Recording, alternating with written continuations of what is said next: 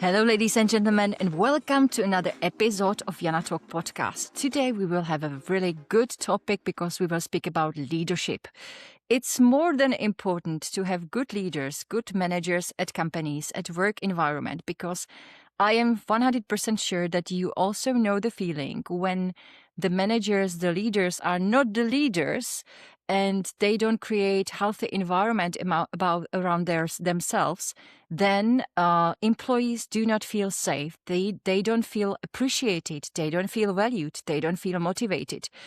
And how can be company built on such base when it's not really healthy?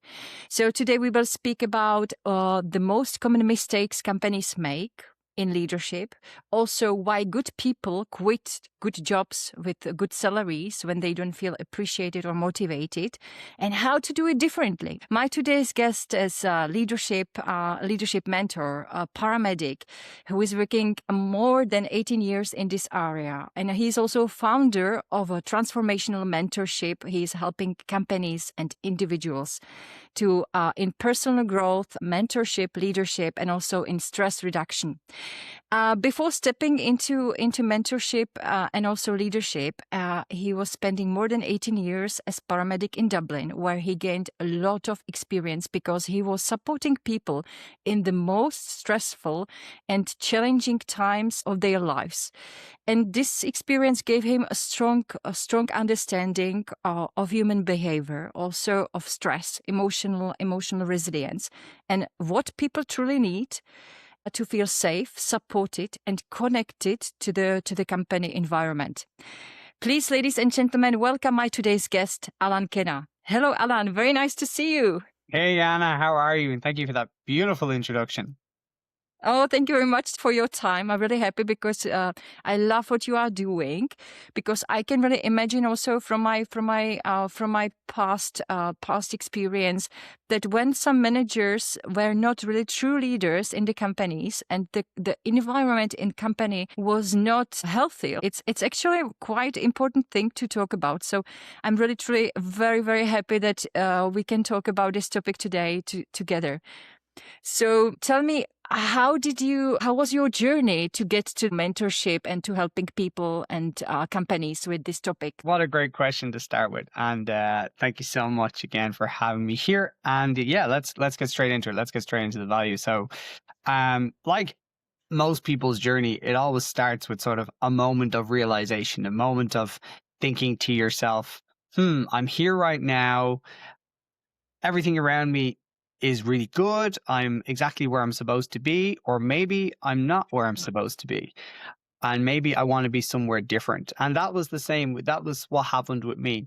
It was sitting in my ambulance station one day, 9 years or 8 years into being a paramedic, and thinking to myself, is this my career for the rest of my life?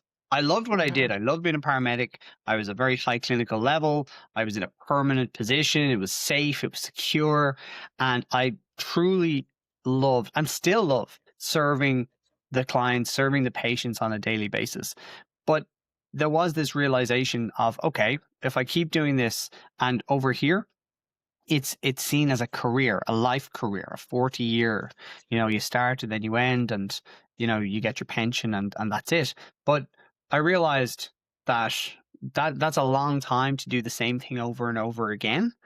And like I said, I was happy what I was doing, but deep down I knew that there was something more that I would be able to give. There was something different. And I didn't even realize that at that time, all the skills and all the experience and how the environment that I had been in for nearly a decade had shaped me into what was to come next, what was to sort of develop over the next 7 years, 6-7 years into where I am now.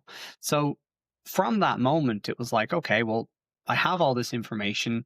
How can I start to apply it into different areas, firstly, of my own life? Because I believe that, behind every business, and we'll get into the business side of things for sure, but there's always the individual. And it's the individual that holds up, as you talked about, the foundation of a company. And like I said, we'll get into business, but the individual has to, and if they don't get this realization themselves, has to be I believe, presented. Okay, you're here right now. Where do you, and we're always asked that at interviews, where do you see yourself in 5 or 10 years? But maybe somebody's 5 or 10 years into the job and nobody's asked them again, where do you want to go now? Because maybe there's a fear about going for promotion. Maybe there's, just stagnation and this is the way it's supposed to be. Or people just get distracted by other things. So or they don't have anything to apply more energy to. Maybe they don't have kids, or maybe they don't have fitness, or maybe they don't have something else. Anyway, they stay where they are. So that was where I was. I was like, okay, well, where else can I start to develop myself? So I went into looking after my body first. Getting myself fit. And then I looked at my mindset and I was like, okay, I need to start learning about mindset. I need to start learning about business, because I knew business was something that I'd be able to apply what I'd learned into and scale it to something bigger. And funnily enough, that's when I was introduced to Secrets of the Millionaire Mind and T. Harv Eker and the MMI and all that environment, which I knew nothing about, but clearly I was looking for because somebody handed me the book one day, because I asked the question. I said, how did you, a mentor, friend, I asked him, how did you learn these things? And he gave me the book, and the rest is history, as they say. But it's not really. It's what's coming out in front. But anyway, looking after your body, looking after your mind. There's always personal challenges. Everybody has personal challenges and things that they need to work through in your life. Maybe it's relationship, maybe it's financial, maybe it's past experiences.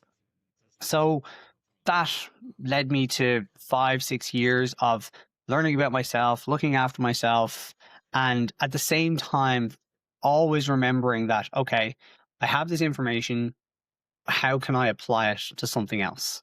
I first went down the one-to-one, helping men and women who wanted to get over their personal challenges, because maybe that was the big thing that came up for me, but looking after myself first. And then after that, and only recently, last year, it was like, okay, how do I continue to, because I always just knew there was information that I had in me that I assimilated from being a paramedic. I knew there was because it's one of those jobs where, I was only talking about this yesterday with somebody, it's very hard to translate those skills into another job, into another position, unless you sit down and actually map it out. And then I was thinking to myself, I was like, hang on, you're going to stressful situations, you're managing people, you're managing self-regulation yourself, you're dealing with teams, you need to be a leader to other students. There was all these things, and I was like, I'd never thought about that before. And then I couldn't figure out how to put it into something else until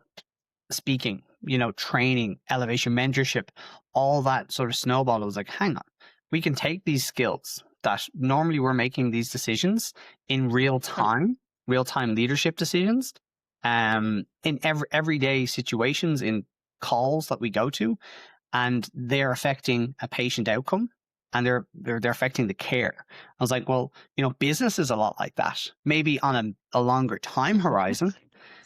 There's very little there's probably not too many critical decisions that people need to make in a short space of time that will affect an individual the same way the role in paramedicine works. You start the call, you manage the patient, you end in the hospital. It takes half an hour, it could take an hour, it could take 2 or 3 or 4 hours, but that's it.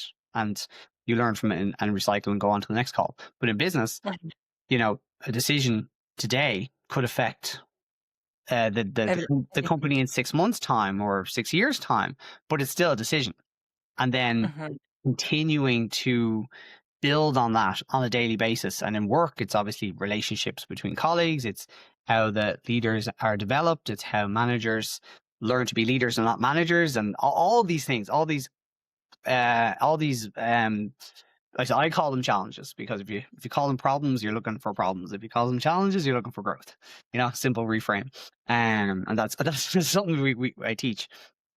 That's where it all came from. And very long-winded way of answering it, but it came from the single moment, and then it's where it is now.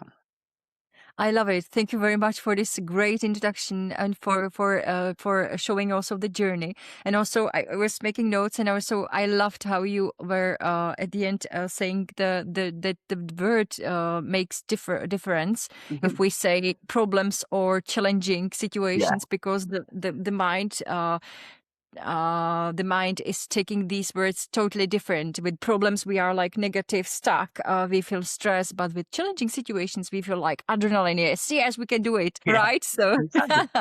so I really love it. You have a great experience as paramedic. What taught you this period of your life? So what I took from the paramedic experience from all those years Mhm. in the ambulance was, well, how long have we got? There's a long list. And every day, even yesterday, I'm learning lessons from individual calls that we attend, from conversations with colleagues, or somebody I work with, somebody new. And for me, every day it's an opportunity to teach and to learn something at the same time. So the there's if there is, I suppose there isn't one core lesson to take away from it. What we teach, and when we're delivering our workshops and when we're applying the experience into a practical setting, is mindset is obviously super important. That Yeah. foundation of understanding where you are, understanding what you focus on, and what the meaning, as we just the meaning, is it a challenge or is it a problem, is really important. And then the action that you take after that. Mhm. So they're the core mindset principles that we teach. And then the actual practical application, or the strategy, the technique, would be, as we just talked about, again, reframing, looking at things from a different angle. And in paramedicine, that's and every business, it's the same thing, that some people think that they're just going to a job when Mhm. they're actually going to provide an income to support themselves and their family. Just Mhm. a simple way of looking at something different, and it changes the way you think about, oh, I have to go to work. It's no, you get to go to work. Look how lucky I always felt, so lucky and privileged to be able to drive and help and attend to people when they're in their darkest moments, when they're really stuck. And it could be anything from a sore toe to the worst case scenarios you can think of that people weren't expecting to happen. I always felt privileged by that. Not I have to go and I have to drive and I'm tired and it's night shifts and I've got all these things going on in my life. Yeah, all that stuff happens. But you're still in this, you put yourself in this unique situation. So I always felt so grateful for it. So, Mhm. teaching from the start that any employee, it doesn't matter where you are in your business, just that small thing of, look, you're great. You need to be practice gratitude to just have this opportunity right now. Doesn't mean it's going to be like this forever, that you get to be here. You know, I don't like saying it, but there's always somebody in a far worse, trickier, dark situation than you could be, or you appear to be right now. It's just a matter of how you look at it. And again, the ambulance service taught me a huge lesson in that. The fact that I was the one treating somebody instead of being the one treated. And that's that, I that lo- that's constant. It's every single day. And it's easy to just get lost and forget about that. yeah. And I think all employees need that. They need that similar reminder. But and I believe, like, that reminder comes from the top. That's where the leader needs to remind that. That's, like, we can go talk about code of honor and mottos and all those type of things. But just being reminded, like, happy days, guys. Gary Vee talks about it all the time. If you wake up, get out of bed, put your feet in the ground, take a breath, you already won. You've already won. So that mindset side of things, because that's all mindset. That's all the way you think. That's the foundation of where we teach. After that, it's actually leadership. It's stepping into the person you want to become. It's the growth side of things. It's okay, Mhm. you're aware of this. You're here now. You've every resource that you could possibly desire right here in your phone, and the books and everything around you. What else do you want to do? Where do you want to grow? How do you want to change and develop and move forward and change the circumstances and all those things? Cool, you have this opportunity. Never thought about that before. Brilliant. How do we do that? Well, simple. You start to write it down.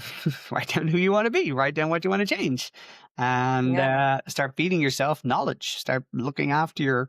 Again, I said it to you at the start. It was like looking after your body, looking after your mind, looking after your relationships, looking after your finance, looking after your kids, all those things, and start to make progress towards creating that person, modeling that person who you want to be. And that's a moment by moment daily situation. Of course, you start to apply those principles within a business. Hey, guess what? The business will probably start growing because people will start enjoying this new evolution of what's actually happening, this new opportunity. And then the third part is communication. You know, the simple art. And I think this is what I studied NLP for a period once I had been NLP'd myself to help myself grow. And I was like, wow, do you know what? This reframing and meta models and the way of asking questions, I can use this on the ambulance. I can be able to help people. I can ask deeper, more meaningful questions from people, not in order to teach them a lesson, but in order to, just practice some active listening, to be able to show the person that I'm actually listening to what they say, rather than, because it's, we're taught a script on how to ask questions in a step-by-step way so you get all the information out of people, so that you don't miss anything. But what's more important, and this is one of the core skills that we teach, is how to build instant rapport with somebody you've never met. Such simple techniques. And this isn't even NLP, but it's, offering a handshake and your name. It's, instead of asking like the question that I hear a lot of people is like, what's the problem today? It's saying, how I'm here to assist. Oh, bless you. Thank you. It's sorry. Go on. It's a, a lot of people say, what's the problem here today? It's like, no, hang on. How would we ask that in a different way? We say, I'm here today to assist you. How can I be of assistance? And it just breaks down that barrier. And again, and this you might not believe this, but I use a lot of humor. With patience, because it's great. It lowers the stress. And absolutely. And again, once you get somebody, once you change their focus a little bit, they build rapport with you easier. They're more calm, they're more relaxed, and we already bring that naturally, being paramedics, arriving with the ambulance, all the bits of bob, I hate that word, bits and bobs, all the equipment and everything that we have. But language is so important, and people will always remember how you speak to them, and then how you listened. And look, again, we'll just throw it back into business.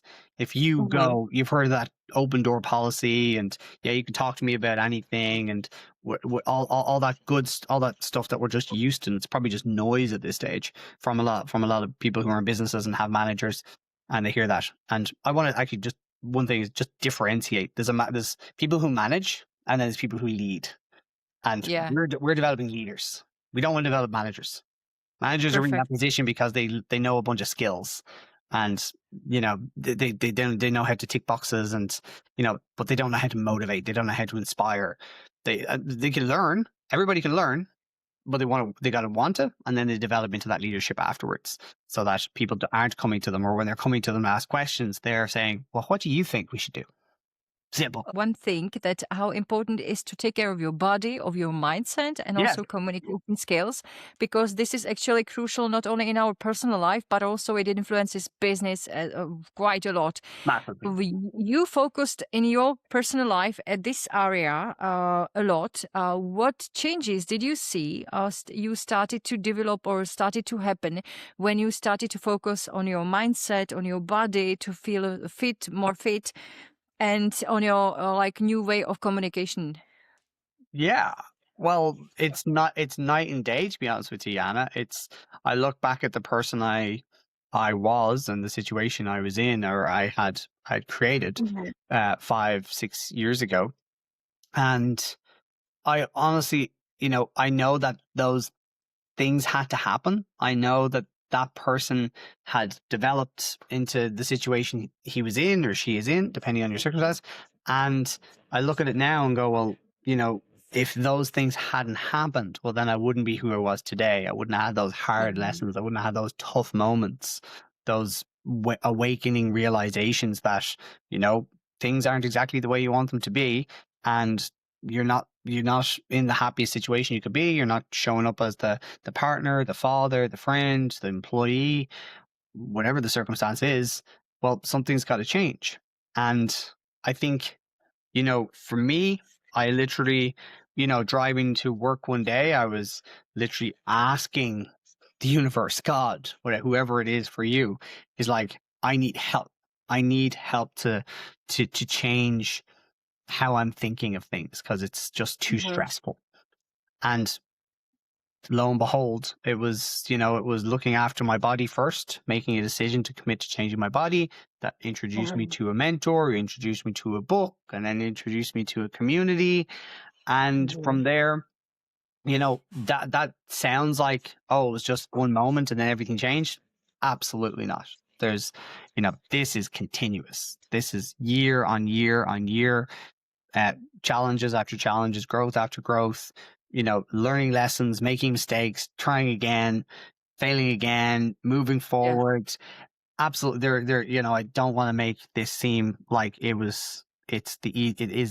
not easy. It's simple, but it's not easy. And it requires I was actually making a reel about this morning. It is the long road, the road to changing your mindset, to changing different parts of your life, like I said, your body, your mind, your relationships, your finances, your job or business, whatever the case may be. It is a long freaking road. And you've got to make a decision right at the start that commit to never quitting. Commit to saying that you're going to keep doing this and you're going to keep showing up and you're going to keep making mistakes. No, don't commit to making mistakes, but understand that mistakes are going to happen. You're going to have to ask for help. There's going to be days where you don't want to. Look, if you're in the personal development mindset space, you're going to hear these things all the time, but it's so true.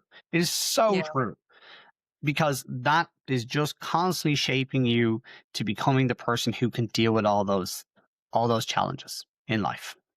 And absolutely, if and again, I do refer back to the personal side of things, and certainly the fitness side of things. You need a fit body. You need a fit body to be taking on the emotional stress and challenges that go on with building a business or working on a relationship or having kids or just everyday life. Because if you have a fit body, it's built.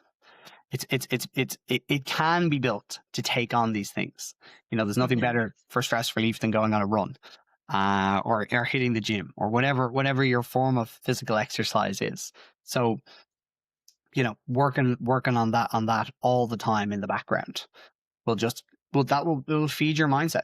You look up every day, you wake up every day and say, well, again, thank God I'm able to go to the gym. Thank God I'm able to move my body, because, nobody knows how situations can change in moments. And I've seen it dozens of times from the experience of being in the ambulance, from coming across scenarios where people didn't choose the trauma they were going to experience that day.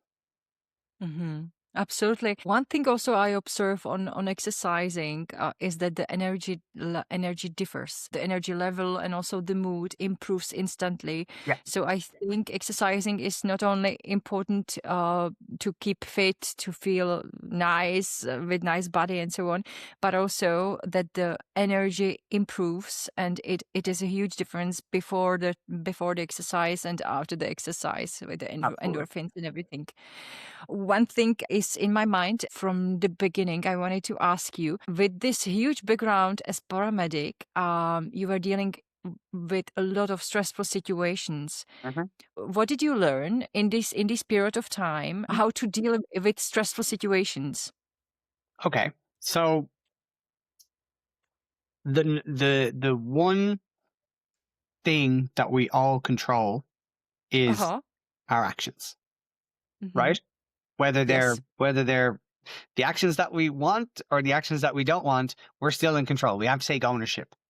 Okay, we have to take ownership for what we do, what we say, how we show up. Again, even if it's not the way that we want to, because of we're stressed or whatever the case may be, we're still in control.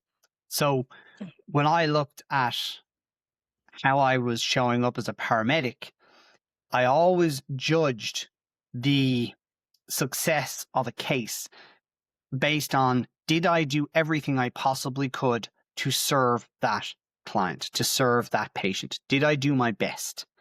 If I didn't, well, then I learned from it. I forgot to ask a question. I wasn't. I didn't build as much rapport as I should have. And and when I didn't, I look back and say, well, why didn't I? Because I was stressed, because I was tired, because I hadn't eaten, because I had so many other things going on in my life that they were just, it was just controlling my mood and my energy and all those things. And that's okay. That's okay. Like that is how, you know, one of the, back to business, people as employees turn up, as staff turn up into a job, they don't magically leave everything behind them at the door as they're expected to do and just come in and plug into the business. It's all sitting there subconsciously. It affects how they show up. It affects their mood. It affects their motivation, their interaction. You know, why is Karen so quiet today? Nobody knows that her mom is at home dealing with, or has had a fall, or, you know, nobody knows that she's going through a tough time in a relationship, or who knows? Nobody knows these things because, you know, employees don't spend enough time, that 10, 15 minutes of quality time with Karen to ask her, hey, is everything okay? You know, that, so just from the top down, you can just immediately see that correlation between, she's not just an employee, she's not just a staff member. She's essential because now she's not concentrating fully and being fully committed to her role in that business, and nobody's doing anything about it. So she's not being her best. She can't be her best because she's got all those things going on. So that's just it's very important, and we'll come back to that part of it because I think that's just crucial. But back to your question about dealing with stress in the ambulance service, being a paramedic, is, did I do my best? And if I didn't, why? And how can I learn from it so that I can apply, so that I can, because the great thing is, when you're doing a 12-hour shift, you get somewhere between 6 to 8 calls. You do 6 to 8 calls in a 12-hour shift. So you'll always get that opportunity to, you know, interact with the next client and be better and to do better and to, you know, change how you show up. And of course, then you're doing shifts after I've done thousands of shifts. I worked it out the other day. I've probably treated about 17,000 cases in my career, about 1,000 calls a year. So you're always going to get opportunities to improve. And within a business, I suppose, and this is something that I had to be aware of myself. I wasn't taught it. Like, we're all, you know, you hear the Reddit, you know, learn from your mistakes. But if somebody's not reminding you to do that, or if there's not a structure or a framework in place, or you're not having maybe a weekly meeting where we go over what's the wins everybody got this week, what's something somebody could learn from this week that they want to share with the group, you know, those type of really engaging scenario meetings that can happen within companies, and they don't take too long. Well, then the process is in place. Well, then the learning is missed and nobody grows and nobody is being at their best. And of course, what I did realize at the start of my career, when I didn't understand this part of it, is that if you aren't being your best, if you are making mistakes, or you're not learning as quickly as you should be, you carry all that with you. You carry it with you, unless you have an outlet to get it out, to talk or to feedback or whatever the case may be. I can do it myself now very easily because I've taught myself how to do it. And now I teach other people how to do it just by asking them, would you like some feedback on that? How do you think that went? What's something that we could learn? And these are questions that I do ask. I work with a colleague, a different person every single week. So I always get the opportunity. And I want to know what they thought of me. How do you think I could have done better with that? You know, so that was never there. So, like I said, if you're not expressing that, if you're not learning, if you're not having a process to be able to offload that stress, you carry it with you. You carry it with you everywhere you go. You bring it back home. It goes into, you start to develop some bad habits to cope. You know, that was me. Yeah. You know, you start to not look after yourself. You start being frustrated and angry, and it's a dark road. And that's not what that's where I was, and I believe that's where a lot of people are, and that's why I believe that a lot of people are so unhappy within their, you could say, life, but maybe specifically within their job, because they carry around that stress, either from the personal side or from not learning from where they are in their job, and they just get stagnated, and they just plot it's sad to say, but they exist rather than actually live. And it's something so simple that businesses and then individuals, once you've learned it, once you understand how to do it, you can do it to yourself, you can do it for yourself, and then you can teach somebody else. Yeah, absolutely. Alan, may I interrupt? You mentioned really great example with Karen when you the communication skills and how it's important really for the true leader, but also for the team to take care of the team as a whole and team members, because then people are not numbers, people are not machines. So anything can happen in their life, but it's important to know what they are going through, to support them so they can feel really appreciated in the work environment. yeah. How should a true leader, from your opinion, look like in practice, in real life? Okay, so if we're to stick with the modeling framework, and this is NLP, this is Tony Robbins, the leader is the person who wakes up and, number one, says the things that they're going to do, or does the things that they say they're going to do, and recognizes, again, if they're not doing that, why it is the case that they're not doing it. Maybe they've taken on too much, maybe they've there's unexpected circumstances, but more, that's the way life is. Nothing goes as smoothly as we think it's going to go, but we react differently. We react with looking at it as a challenge, something that needs to be overcome, rather than a stressful situation, which, we then go into a meltdown and, go a bit crazy. So the leader steps in to the person as often as possible that they desire to be. And that's not easy. Definitely not. It's a daily process. That's why I write down every single morning who it is that I want to be, how it is that I want to show up.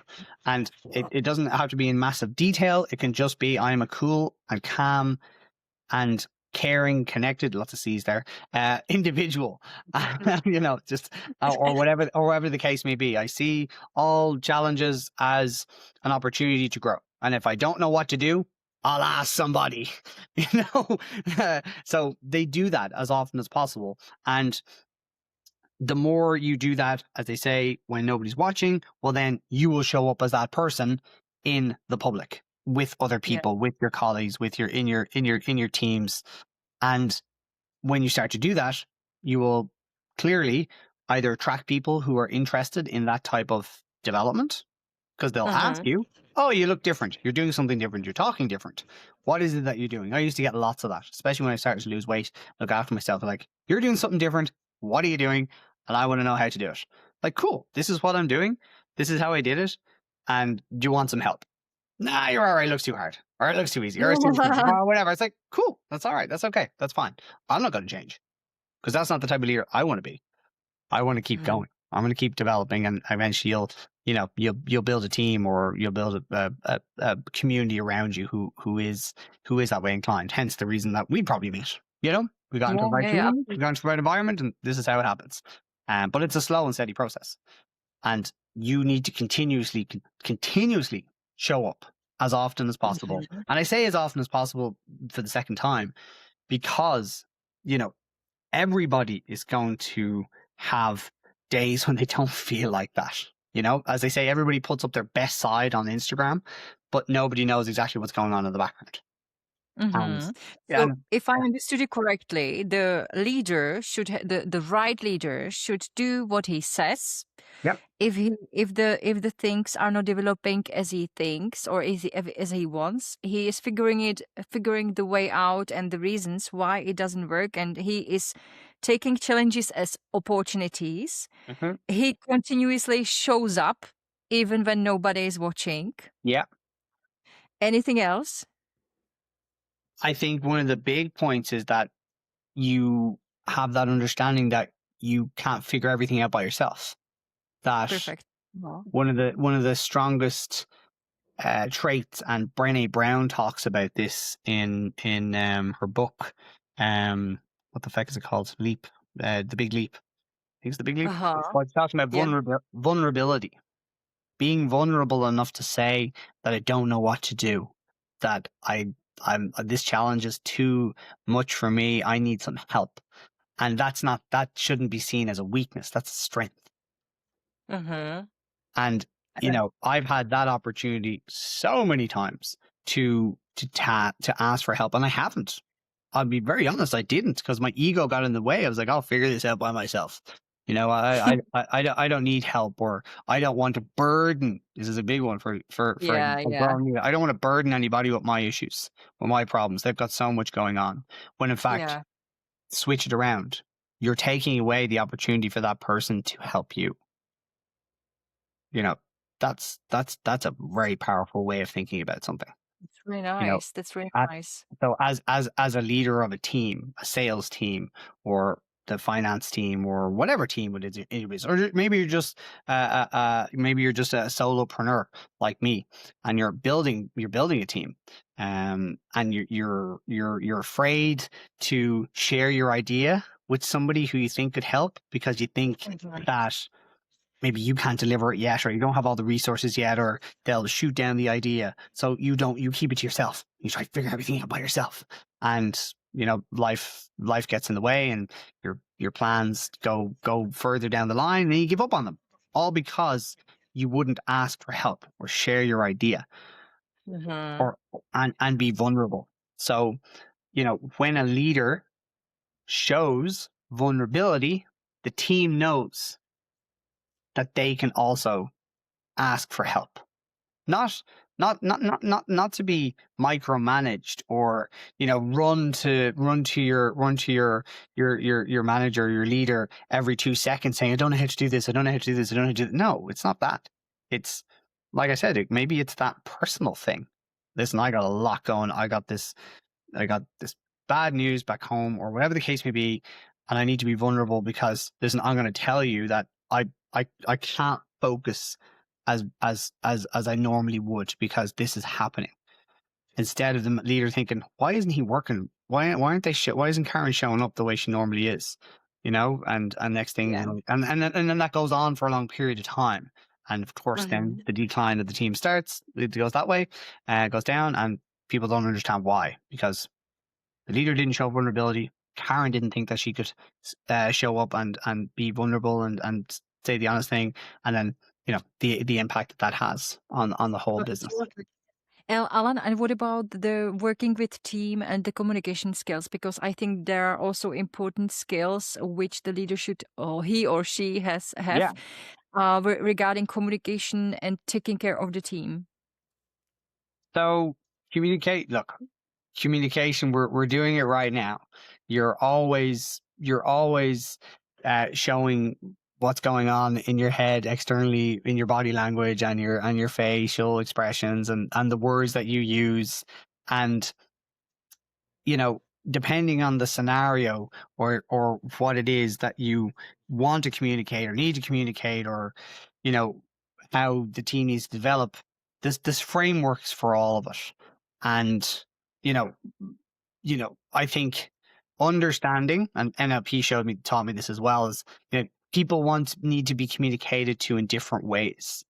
Mm-hmm. And one of the simplest things you can ask somebody is, especially if you're working with a team or multiple teams. I was working with a hotel a couple of weeks ago, and there's different departments within the hotel, and they all need to cooperate in certain circumstances when there's a big event on. The reservation team needs to know, the beverage, or whatever you call us, the people who make the food, they need to know what's going on. There's loads of different pieces, but the breakdown was that people wanted to be communicated to in different ways. Some people liked the face-to-face. Some people liked to call. Some people liked an email. Some people liked a voice note. Yeah. Some people liked Mhm. the business, like a team meeting every morning. But nobody had asked each other, how do you want this? We need to decide how we're going to do this, so that, Yeah. because what happens is, this scenario came up, and this happens, I think, so often. You send an email to somebody asking them for whatever, doesn't matter. And they don't get back to you in the time you think they should get back to you. And immediately you create this scenario in your head that they're ignoring me. They don't think I'm important enough. They don't think this is important enough. And you just build this story about the email and why it didn't come back, not even knowing that when she was Karen again. Karen has 500 other things that need to get done. She didn't realize that that was important to you. And it's not that she's ignoring you, it's that she's so busy with every other thing. Whereas, Karen likes to be told maybe over the phone very quickly that, listen, I sent you that email about this, and the voice note reminds her, or the call reminds her of how urgent it is to you. Because, communication gets lost in texts. Basically, the point being that if you don't know and you haven't communicated how communication needs to happen, well, then it's always going to break down from the start. Yeah. Take employee reviews. Some people like to know consistently or constantly how it is that they can improve. And they like the challenge. Whereas other people just like to be let go of what they're doing, and they only want to know if something's wrong. Mm-hmm. So I think it's just understanding that everybody takes in the information differently. And I'll give you a great scenario here that I teach. I work with different people every week. Okay, whether it's different businesses or even different colleagues on the ambulance service. And I always use this story that communication, when I'm working one-to-one with somebody, we drive around in an ambulance. It starts with the air conditioning in the ambulance. Something very simple. So we're driving around in the ambulance for 12 hours. And I say to them, we're going to be working, we're going to be making decisions, we're going to be dealing with patients. If we can't communicate right from the start about the air conditioning, that's the hot and cold in the front of the ambulance.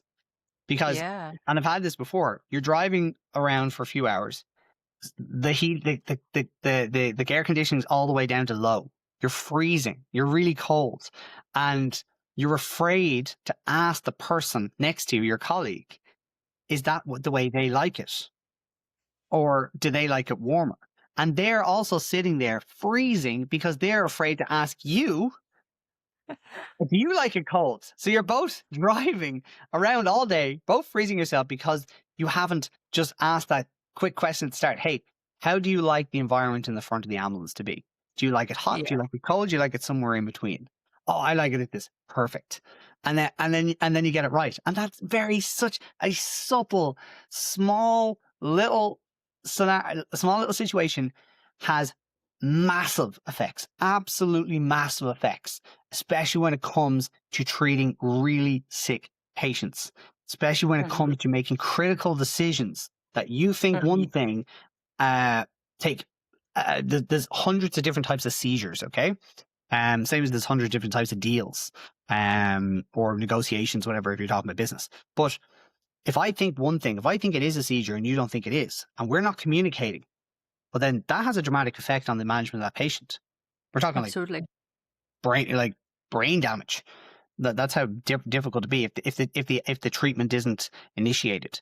And if we can't communicate about the air conditioning and ask each other some questions, how do you think that's going to play out when you're dealing with that critical patient and you haven't opened up that communication chain to be able to say, here, and it's very simple. What do you think is happening here? What do you? I think this is a seizure. Do you think it's a seizure? I do. Cool. Manage. Let's do it.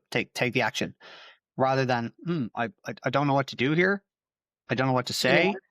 And I'm afraid to ask my colleague because we haven't built enough rapport. We haven't built that communication between each other. So, and that's a dangerous situation. That's really dangerous. And in an office space or in a business space, if people aren't communicating, they're making up stories. Opportunities are being missed. Sales are being missed.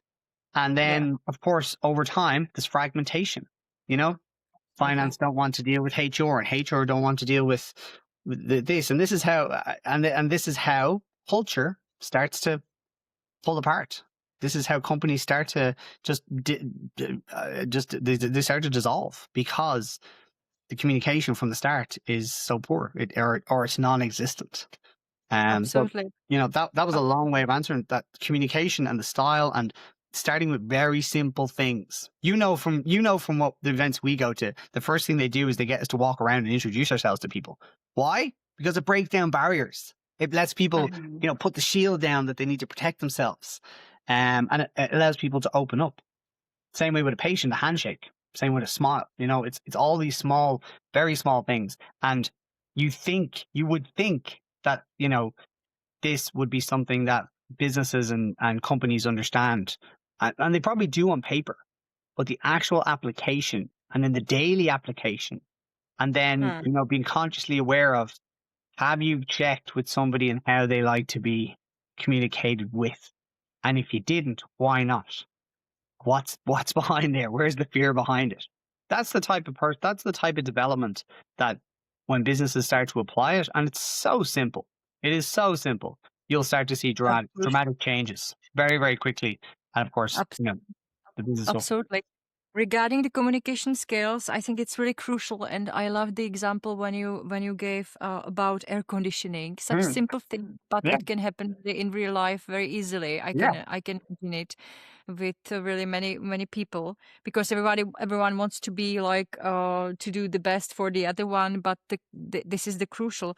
I think your really huge background in paramedic gave you great skills in critical decision making, and this is really amazing how you can apply it into the business area, because in business, when the decisions are being made in a wrong way or not properly communicating with the team or with the important team members, then it can really influence the business result negatively very easily and very quickly. So what do you think, what are the most common mistakes companies make regarding leadership and communication and so on? And all that. What's the number one thing? I love the number one thing question, because I think the number one thing always filters down into about 50 other things.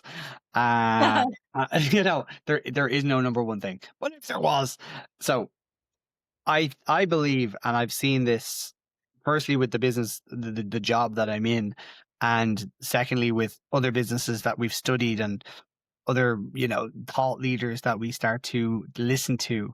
I'm thinking of Simon Sinek, is the why.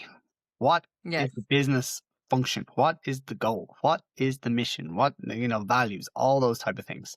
If you don't know, if everybody in the business doesn't know what the purpose of the business is, well, then where is it going to end up? Where, like, really and truly. And like I said, I understand this firsthand. The bigger company that I work for has an employee of like 200,000 people. It's the health service of the country, And if there's pure communication from the top down, it's very easy for people. It's very easy for people to get into a mindset of, well, why am I doing it? And I don't feel a part of this, and that's, again, I believe that's it's very much the responsibility of the person from the top to filter it down. Obviously, 200,000 people, that's a lot of people. It's a huge amount of departments. There's all different, like it's not a poor example, but it's I want to make sure that people understand that, within that, there's definitely there's other businesses and there's other companies that where it takes over.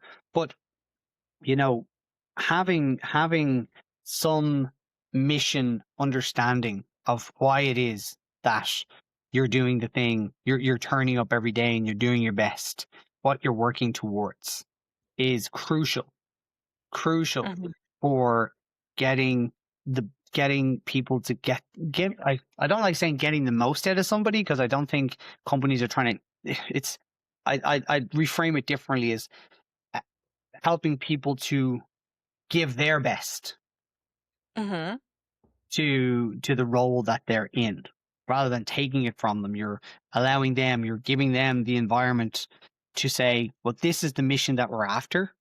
How do you believe? And this is where being a good leader is, how do you believe you can contribute to that? What do you Mm-hmm. think? And I want to know your opinions on it, and I want to know your thoughts on it. I want to know your ideas. And maybe some of those ideas are going to be really, really good, and they could actually develop a lot. They could implement a lot of change. They could move things forward. And that's, something within a business that's really important to work on.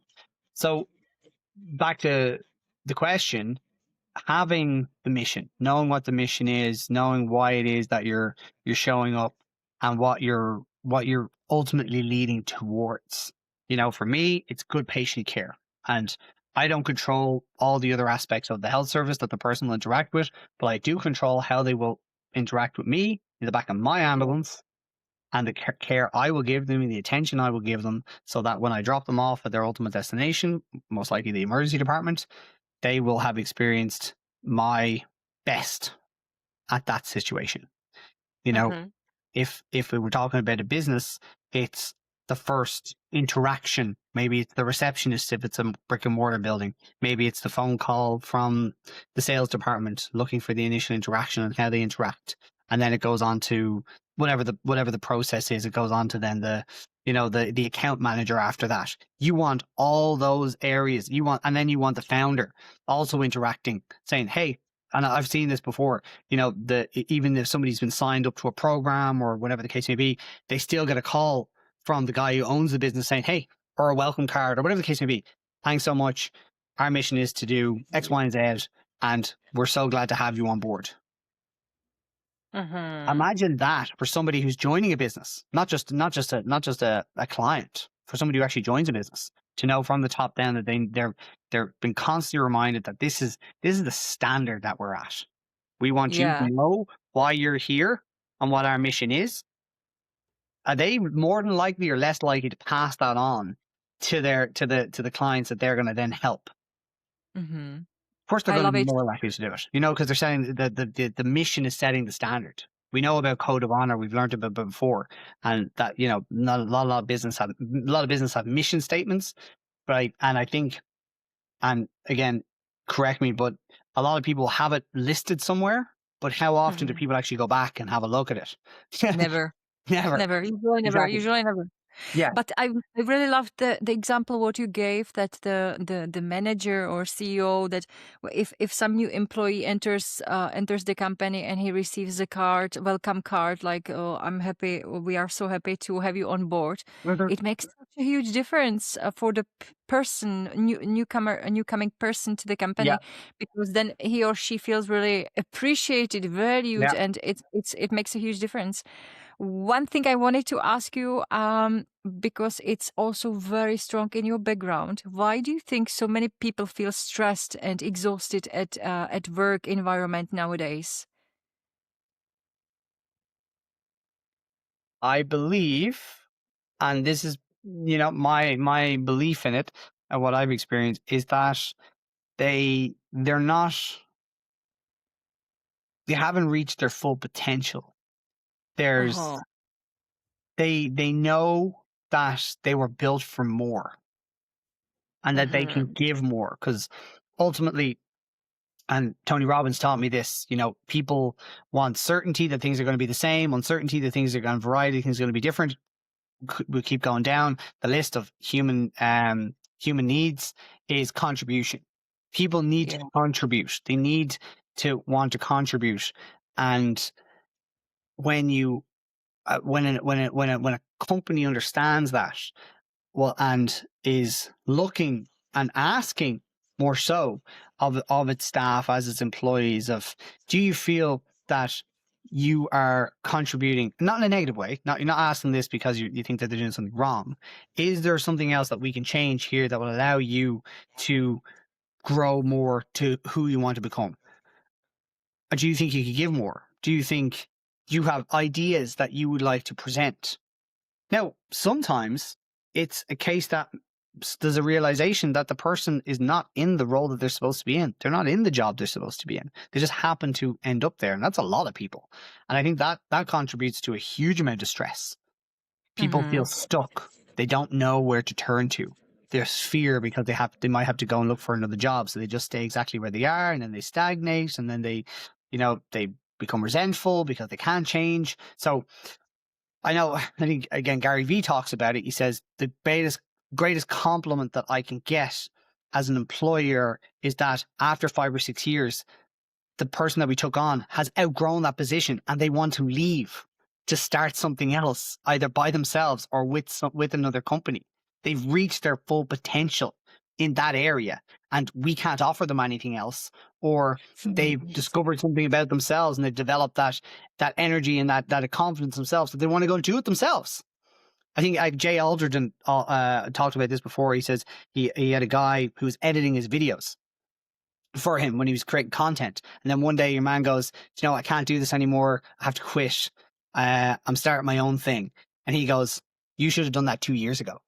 He says he was waiting for him to learn the lesson, that he should have moved on 2 years ago to do his own thing.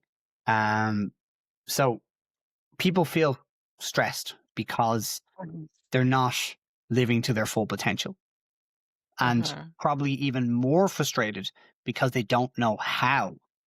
They don't know the steps to take. They don't know the personal development that needs to happen, because personal development is taboo. Why would you want to develop yourself? You've gotten to a nice job, a safe job and secure, and you're making money, blah, blah, blah, blah, blah. Why would you want to personally develop?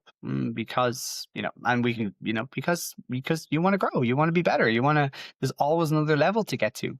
And, I think every business should have a personal development department, that, you go, a career development area within their business. There people go, look, I'm doing this, but I really want to be doing this. How do I do that transition? Well, you know what? We might not be able to facilitate that here, but we'll do everything we possibly can to help you to find that somewhere else. Or, do you know what? Thanks for coming forward. We're putting this project together. How would you like to take it on? Oh God. Yeah. Don't worry, we're here to support you. We were just waiting for you to take the step forward.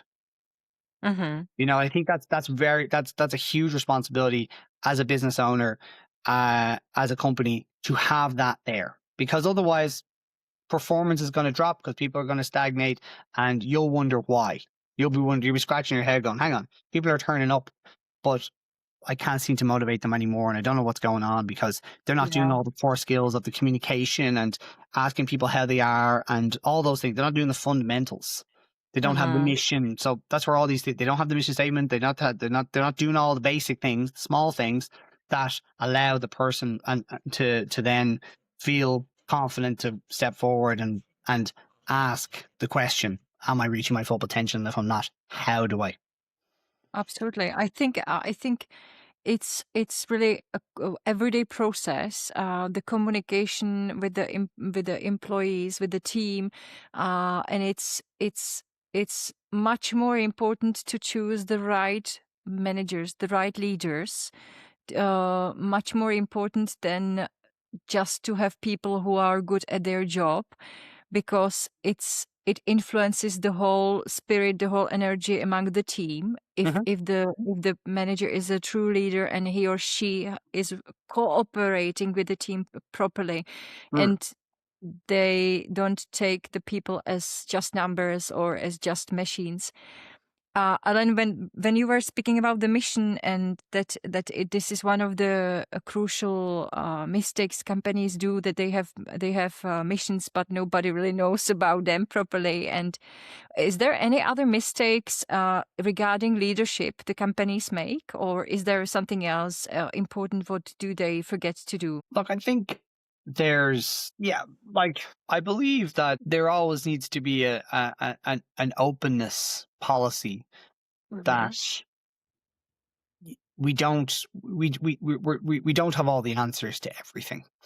And I think, again, there's no one thing.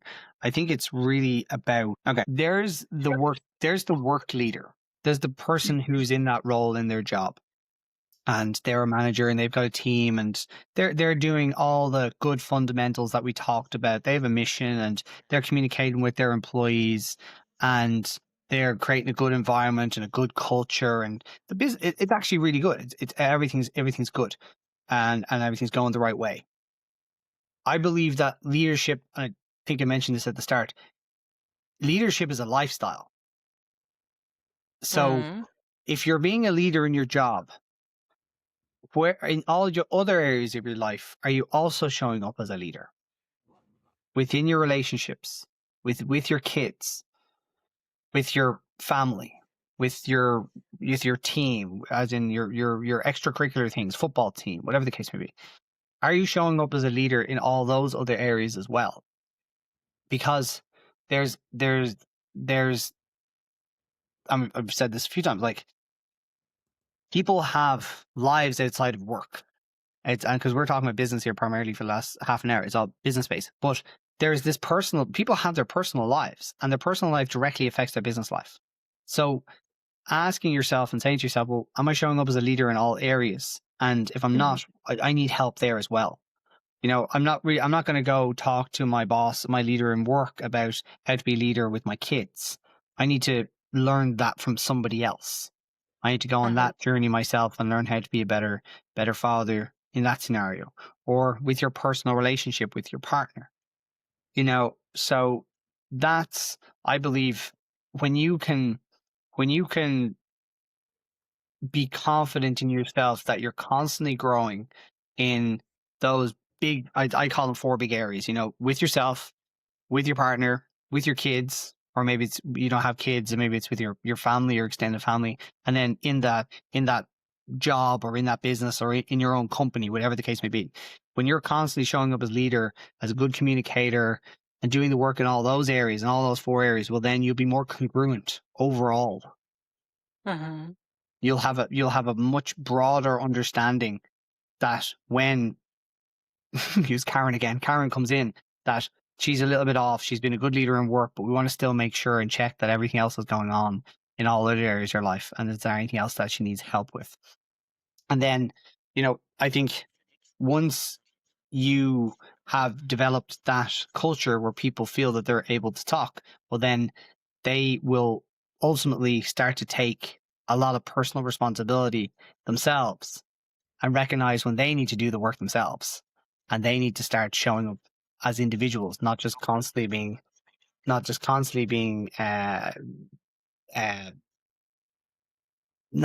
information constantly being pulled out of them, but they start to show up themselves. And, you know, that's when people grow exponentially, because, you know, they have that greater awareness of the things that they need to work on in their own time. Thank you for sharing this. Yeah. One more important question I wanted to ask you: what do you think about leader and listening skills and empathy? How crucial are these things to the leaders? Absolutely. You actually, You know, being able to step into your employee's shoes, see things from their perspective. You know, we teach NLP techniques for that all the time, because it allows people to get a different perspective on the scenario. You know, think to yourself of, you know, if you were in that person's shoes, or vice versa. This is really good, especially for an employee who's part of a bigger team. You know, not making up a scenario about why they're not getting as much attention, or why they're not getting as much opportunity as they think they should be. Well, hang on a sec. Pause yourself and put yourself in your leader's shoes, and imagine for a moment all the workload that they have on their plate, and maybe they don't have the time to deal with you individually, one-to-one. What could you now do, or what would you do if you were the leader and you were talking to yourself? How would you present? What would you be thinking, and what would you do? Because I think it just allows people to constantly shift their pre-programmed expectation and assumption of how things should be, and again, take way more ownership. You know, Jocko Willink is the man for extreme ownership and understanding that you're responsible for everything that happens and doesn't happen, and what you do and what you don't do. And then being able to, like I said, put yourself in the other person's shoes, and then figure out yourself, okay, maybe if you can't, you can't. That's okay. There's nothing wrong with that. But don't make assumptions. You know, do the best you can with what you have. And if you need more information, go find out what it is, or go ask somebody, or go ask for help. so that it's not direct, it's not affecting your actions in a negative way. So, I think it's overall, it's massive responsibility, I think, for a company to teach and to set the expectation that people are responsible. People need to take ownership, and ownership means asking for help. Ownership means, I don't know what to do. How can you help me with that? And then I remember learning this very at the start when I did a bit of network marketing. I was asking lots and lots of questions, and eventually the mentor was like, we have this all this information somewhere that you can access all the time. You don't have to be constantly asking me things. And I said, oh, where is it? He goes, Google. I was like, first I thought, heckin' cheeky fecker. ChatGPT. Yeah. But I thought it seemed so cheeky. What are you talking about? And then I realized, he's like, if I constantly have to go to him to ask to get the answers, well, then how am I going to learn myself? So, Yeah. that was a life lesson. And now you see it all the time when people make assumptions, and you're like, you're calling people out. You're just like, is that really the case? Have you tried everything? Did you go to this? In a very nice, in a very nice, controlled way. So that you're hoping that they sort of realize that they're more responsible than they believe they think they are. And Alan, what do you think? How can companies influence that the teams and employees feel safer in the environment? Because creating safe space, safe environment is really important for the healthy relationships and better results of the companies. Is there any tip? Mm-hmm. So how can they create the safe space for Yes. their employees? Uh-huh. I think it's down to the what you call it, the code of honor of the business. Mhm. You know, Uh-huh. having that in there. And for those who don't know the code of honor, it's basically looking at the values that the company holds, and then not just that we value integrity and good communication and teamwork. They're just words. You need to put it into actual actionable sentences. And this isn't my work, by the way. We all know this is Blair Singer. This is he teaches his framework, and we're just borrowing it and applying it, and with our own iterations to it. But it's making actual sentences and actual actionable steps that people need to abide by. And if you're talking about a safe space within an environment, it's that we allow everybody to share what it is they need to share in a non-judgmental way. Mm-hmm. And that word non-judgmental is the key, because often, well, everybody feels that they're being judged all the time for what they do and what they say and stuff like that. But especially, more importantly, within a business, within a company that has a mission, well, then if you're not allowing people to voice their concerns or to challenge each other and what they think needs to be done better or needs to be changed, well, then how that's just going to eat away at the culture, and people won't feel confident, they won't feel safe about sharing. And you wouldn't know that they might have the best idea ever, but they don't want to share it because they feel they'll be judged, or so having that there clear in your mission statement, in your code of honor, that says that we create this space of non-judgmental environment so that you can share whatever it is you need to share. Love it. Is there anything you would like to share with people who are watching or listening to today's episode? Anything you'd like to share in life in general? No, I mean, sorry, because the time goes quicker. It's over. We are speaking over hour now. So if you have any final message you would like to share with people who are watching or listening to today's episode. I think the one thing that has changed my life dramatically the most has been writing down, visualizing what it is that you want to work towards. That has allowed me to make the biggest shifts and changes in my life over the last 5 or 6 years. And so, I'll be very honest, not that it doesn't always work, it takes time. Actually, I'll share two things. One of them would certainly be writing down what it is that you do, that you want to achieve in the future, in the present tense. You know, I am, I have, I create, I work, I contribute, I earn, all those things, current tense. Now, and I got that from Grant Cardone. I heard him say Mhm. that once, and I started to apply it. And sometimes I apply it, and then after a period of time, you unapply it. So, you know, if you take breaks, that's okay. Just get back to it. And then, you know, small visualization so that you can see it actually happening in your mindset, because we all know that what we see in our mind, we can achieve in reality. It's plainly obvious, because, you know, that's where you are right now. And the other piece of wisdom that I would impart on everybody from 40 years on this planet is to give yourself patience. Is, Mhm. you know, to not be in such a rush. And that is so difficult. I do completely empathize with everybody who wants to grow and learn and achieve something meaningful in their life, Mhm. that you have to have patience. It just, and let me allow you to reframe it very simply, it just means you're not ready to have that yet. You know, have that bank account, have that business, have that product, have that relationship. You're just not ready. If it was put in front of you, you wouldn't know what to do. You wouldn't, you'd be a bit fearful of it, or you'd think that you'd Mhm. break it, or clearly, because if it did happen, you wouldn't, you wouldn't take the action. Because if you did, you'd probably have it, or be at least in the process of having it. You know, I am very much, I'm years into creating an online business, and it hasn't achieved the success that I thought it would have had at this stage. And I battle a lot of days with, okay, you're 40 now, and you thought you'd be here at this stage, but you're not. What does that mean? For me, it just means I haven't become the person that is able to do that Mhm. yet.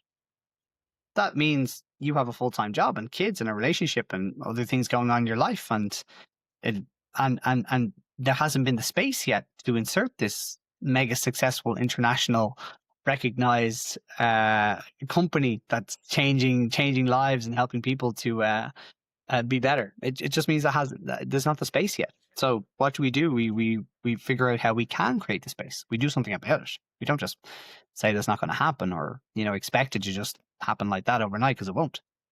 You give yourself Mhm. patience, and we realize that, okay, there is things that need to be done.